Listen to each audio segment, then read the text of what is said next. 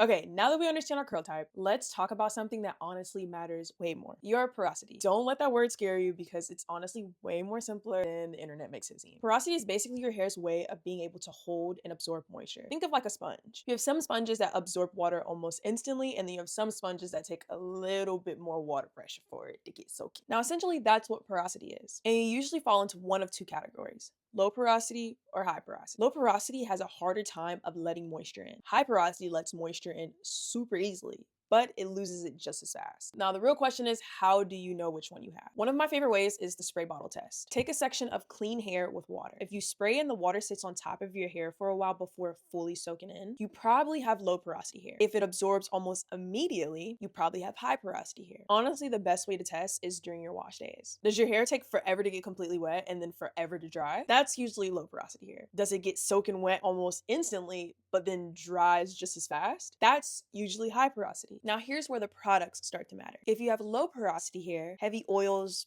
butters, and thick product can sit on top of your hair instead of absorbing, leaving your curls feeling super weighed down and just yucky. Lighter products like sprays and mousses and occasional clarifying can work way better on low porosity hair. If you have high porosity hair, your hair usually loves moisture, but it loses it just as fast. That's where richer moisturizers and products start to come in. They help seal hydration and make a huge difference. The biggest thing I want you all to take away from this, that porosity isn't good or bad. It's just another way to understand what your hair needs. And once you know your curl type and your porosity, finding products becomes so much easier because you're not left guessing anymore.